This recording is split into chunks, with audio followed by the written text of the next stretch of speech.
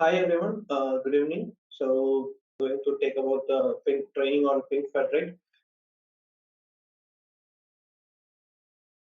So basically, having an experience of experience in PingFederate and basically like a Ping products of PingFederate as well as the Ping directory on LDAP. So with respect to of PingFederate, I also having working experience in implementation, development, and like even training experience on PingFederate. So I also took training in PingFederate as well as the Ping directory for the corporate as well as the retail, and then some consultancies also with like a private consultancies, and then like I also like for the past 2.5 years, like 2.5 years, I was taking training for the corporate as well as the retail industries, and then with respect to the PingFederate and then the Ping directory. So my primary expertise is the PingFederate and then the Ping directory for the LDAP, and then I also completed my PingFederate certified professional course, so that then only I started taking training for the people actually.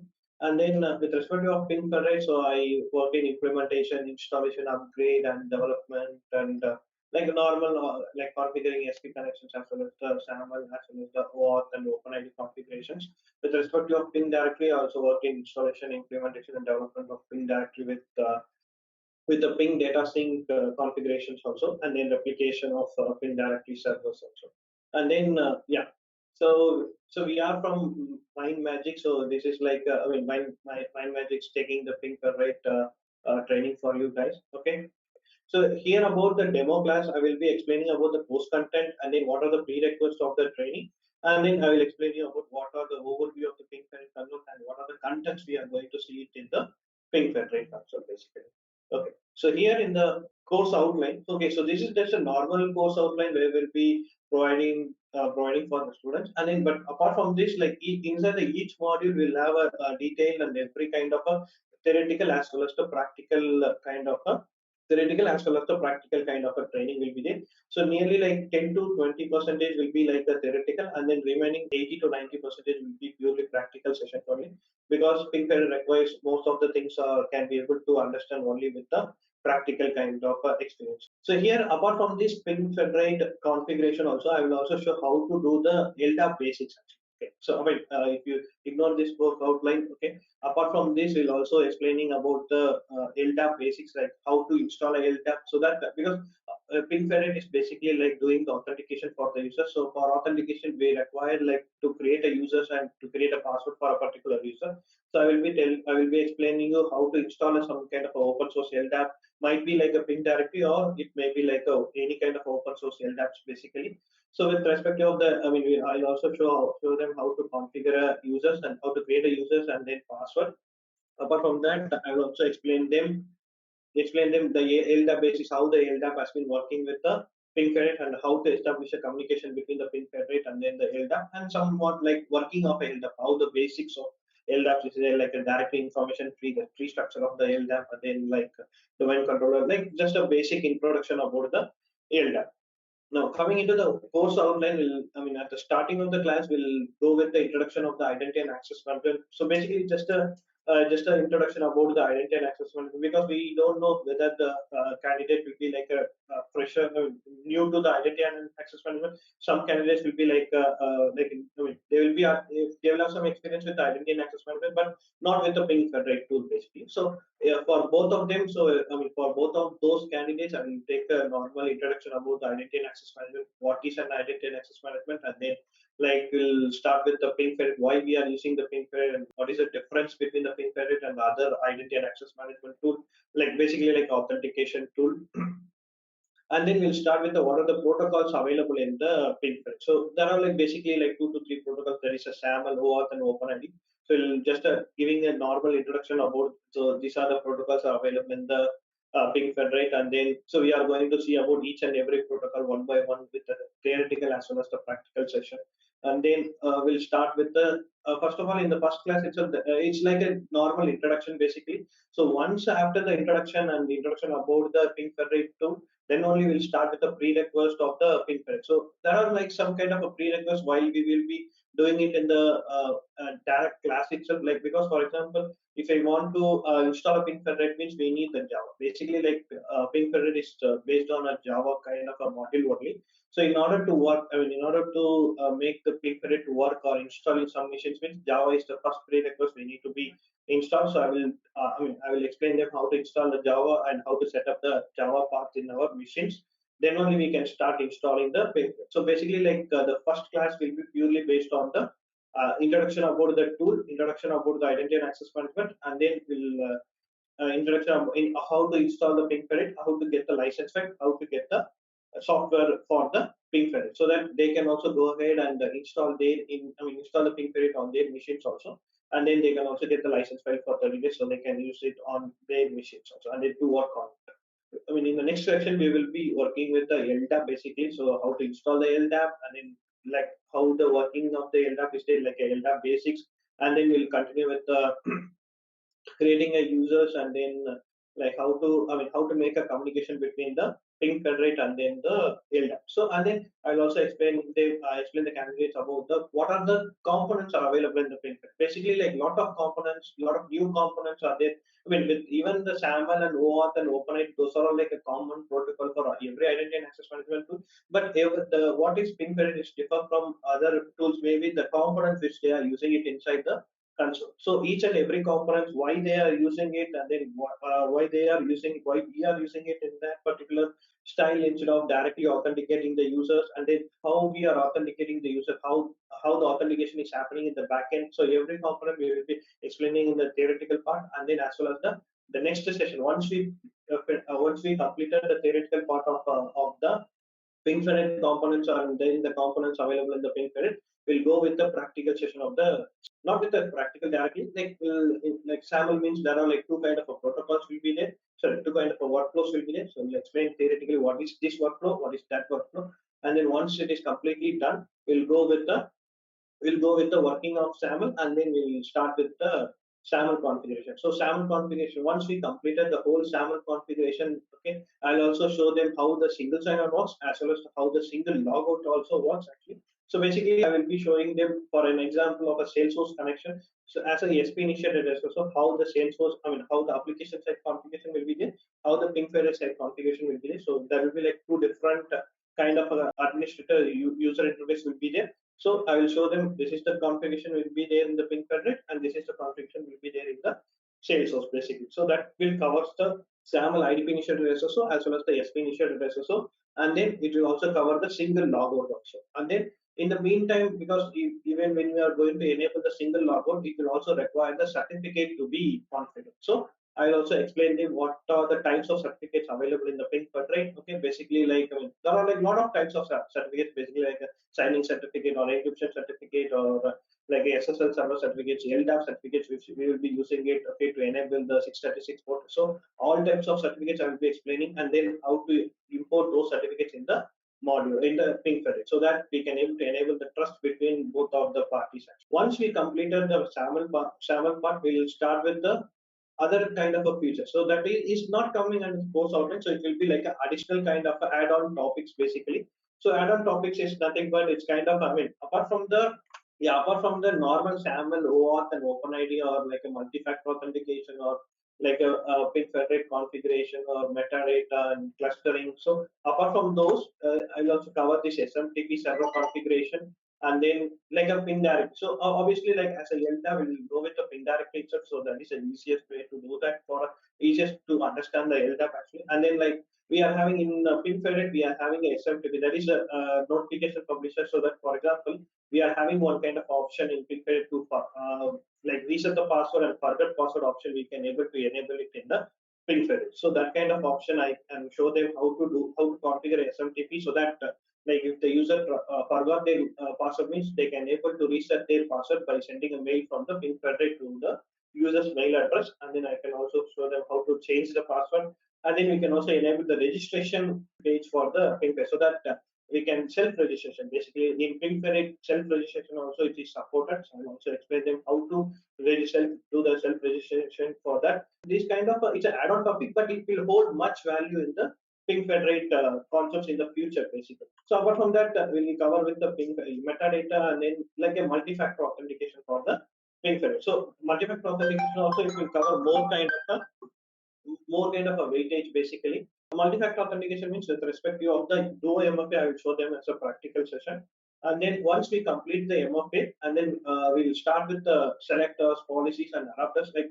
These are the basic modules we will be covering with the SAML as well as the OAuth, like policy contracts, and then the adapters, and then the like the policy selectors, how to make the selectors, how to configure the selectors, like different types of selectors, different types of adapters. So in the adapter section, we will be seeing the multi-factor adapter also, and then different kinds of policies we will be configuring it in the configuration in the PingFederate. So once we completed all the things, so this should be like we will be going with the OpenID as well as the OAuth configuration. So basically, like OAuth and OpenID configuration will be like done as a combination basically. So that means like we will be using it as a we will be configuring using both of them as a like in a combined manner basically. Okay, so that means like while configuring the OAuth, like different types of grant types are there. Okay, and then like that is a workflows we will be going to use it. So that different kinds of a grant types, that is different kinds of a grant types, that is a workflow we are going to see it, like our authorization code grant type as well as the authorization code grant type with the implicit grant type, and then client credentials and resource owner. I'll also explain them how to configure it,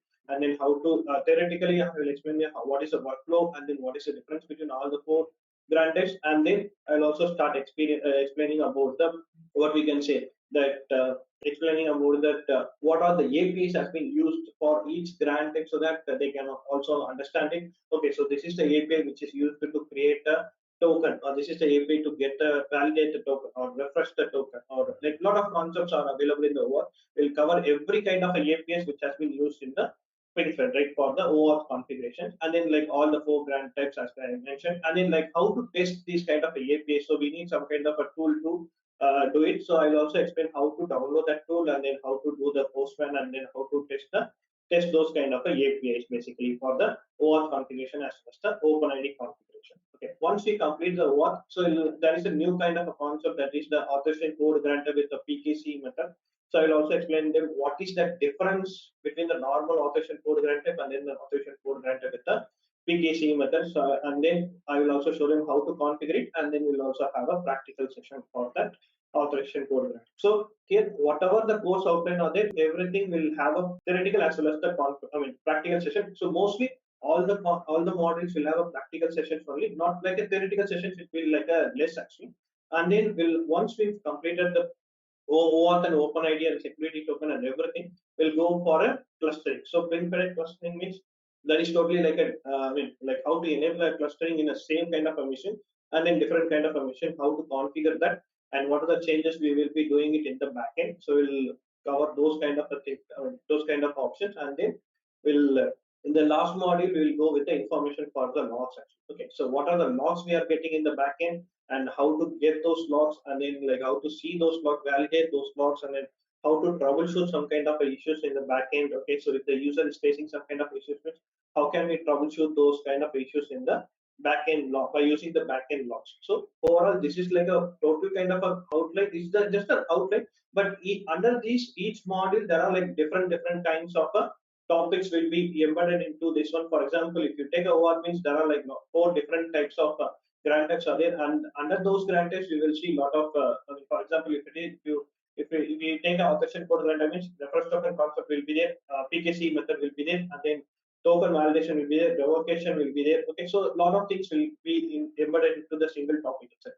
So if you take a multi-factor authentication, there are like lot of there are like even in the multi-factor authentication itself, we can do it in a two different ways. I will also explain them how to do it in the both the ways basically.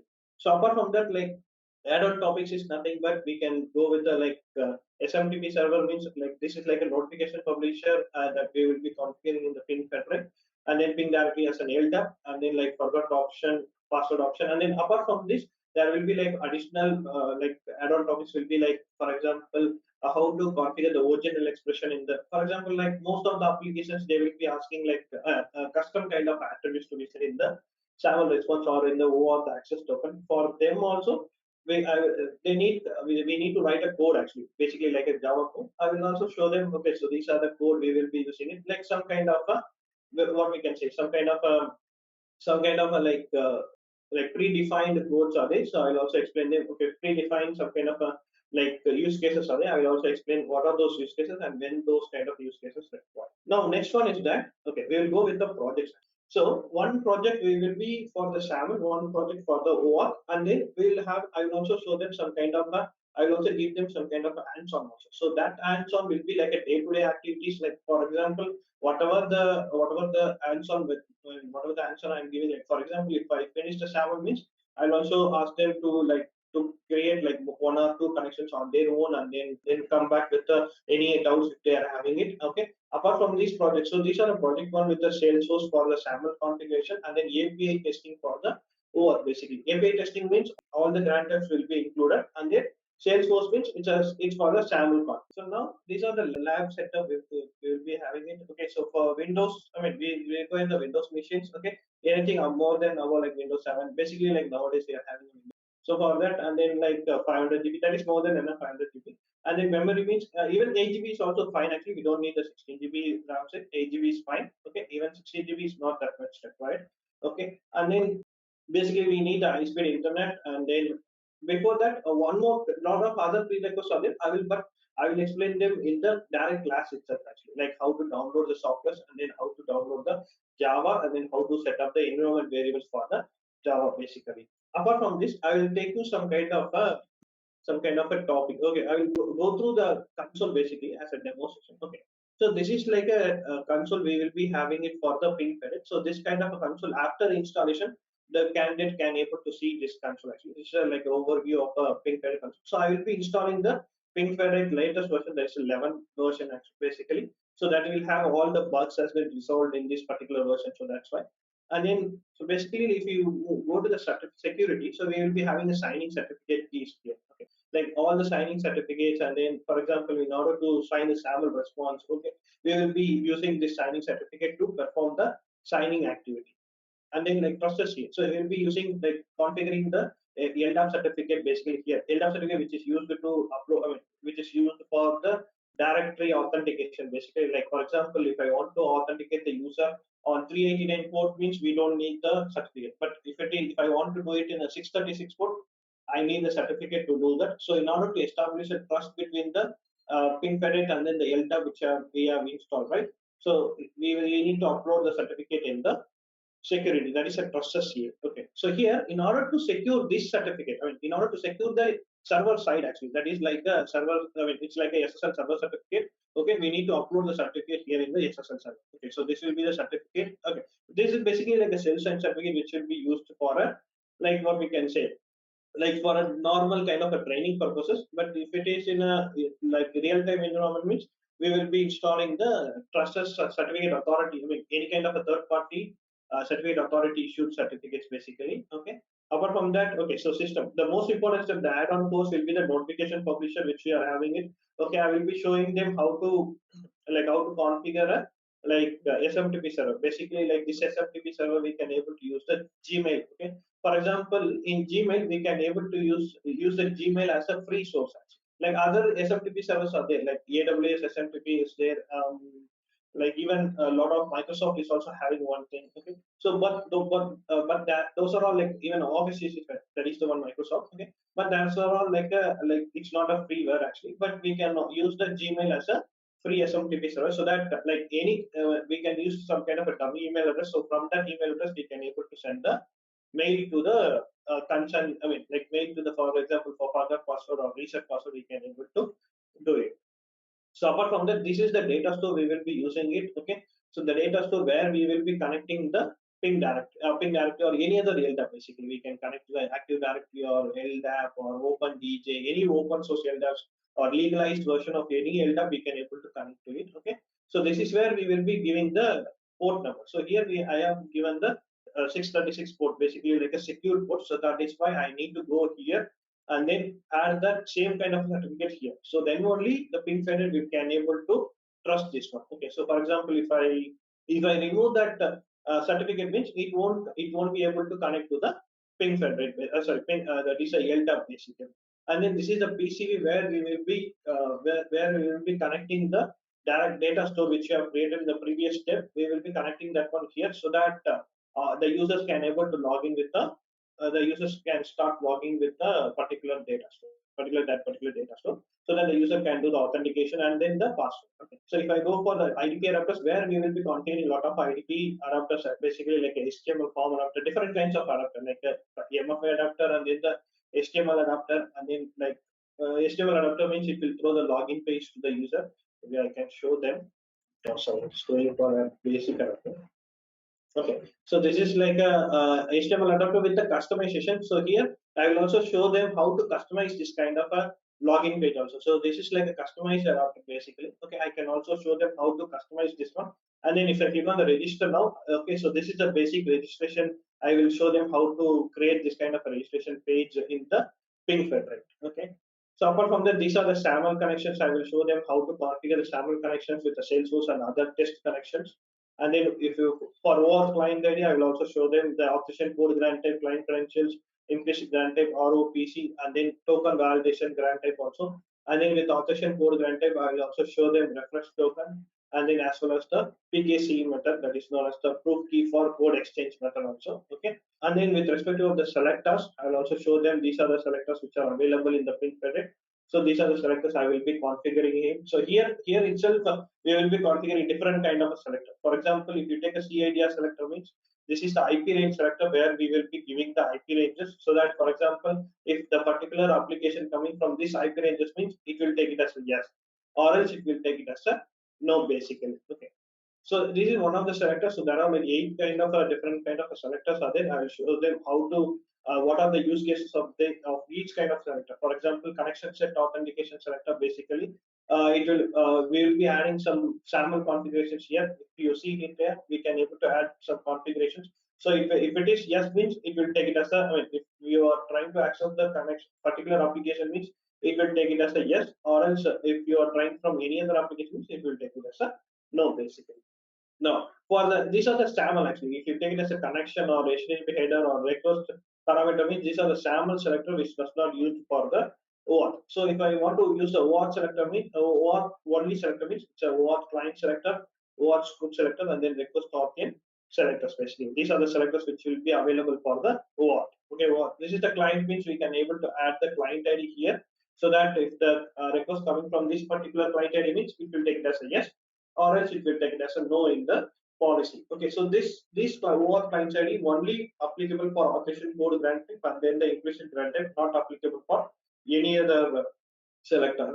Sorry, any other grant type, basically only working for these policies and these policies which you are using it, right? These are the policy tree. I will show them how to do this. Basically, this policy like it's a if else condition. If we will be providing the condition, so that is basically this whole policy itself. It's a if else kind of a condition in the Java basically. Okay, so if we will be providing the condition, that condition we will be giving in the selector basically. Okay, if that condition satisfied, it will take it as a yes. For example, if you go here, okay, so here if this selector, I mean, if the selector is satisfied this condition, means it will take it as a yes. I will show them how to. It will go to the yes, and then like HTML adapter. If it is no, means it will go to the different adapter. Basically, we can create whatever we want. Basically, it's purely for whatever our convenience only. We can create as for our understanding purpose. So as much as policy we can able to create it. Okay, but whenever the application comes inside the policy, it will start from the first one itself. That is, it will start from the sequence number 1. Then it will check this condition. If the condition is failed, means it will go to the second, and then it will go to the third, fourth, like that. If the first condition itself satisfied, means the first policy itself will get triggered for that particular user and then the application basically. So here this is the local identity profile where we will be creating a registration page for the users basically. Okay, so this is where we will be creating a registration page. I will also show them how to do this one. What are the components here? Prerequisites for this particular registration page basically. Okay. Yeah. Apart from that, these are the access token mappings. Okay. So here in SAML configuration, everything we will be doing it in a single kind of a application. But in OAuth, that single page will be differentiated into 4 different components. That is known as the access token management, access token mappings, OpenID policy management, and then the OAuth client ID. Okay. So basically, like in order to create a OAuth client ID with for example, if I try to hit this particular client ID means, okay, it will come inside this one, and then it will go and check here which OpenID policy has been configured. Then it will go to the OpenID and see if this OpenID policy is there or not. If it is there, it will go inside that particular policy and then see which kind of a token manager has been used. Again, it will go to that particular token manager and see the token manager, and then it will go here and which kind of a policy contract or adapter has been used. If it is the adapter or policy contract, it will go here and then choose the this kind of a page it will come actually. Basically, like it will throw the login page for the user. The user will type the credentials. Then once it is typed the credentials, it will get all the attributes here, and then it will create access token and it will redirect to the OpenID policy, and then it will assign all the attributes, and then it will send the access token to the particular but that is a particular user means it's a application side. So then application will resource server will do the validating the access token, and they will give the access to the user basically. So in order to download the metadata, we can able to export it the metadata from the console itself. Okay, we can create a dummy configuration and then we can download the metadata and share it with the application team for the SAML based thing. Yeah, general settings. Yeah, this is where we will be configuring the base URL and then the SAML entity ID for the particular PingFederate identity provider. Okay, so we can also change the entity ID, but this is recommended. We should not change the entity ID in middle of maybe like 100 connections or 50 connections. Okay, even one connection also we should not change the entity ID basically. Okay, so this entity ID we should not change it, and it should be static for all through the every application. So after the completion of course, we will do some kind of a question Q&A sessions where we will be asking some questions related to the PingFederate, whether to check the knowledge of the candidates, whether is there any kind of a gap between the training as well and the understanding the concept basically. And then after that, we'll also provide the certifications within like this actually. Okay, post completion certificate basically. Okay. Thank you so much, guys, for attending this demo session. So it's been a good opportunity for me to like taking a training and demo for you guys on with respect to the PingFederate. Okay. So if you are having any kind of queries, you can reach out to this mail address and then the contact number. So thank you so much, guys. Thank you so much for this demo session. Okay. We'll see you in the real time. Thank you so much. Thank you, guys.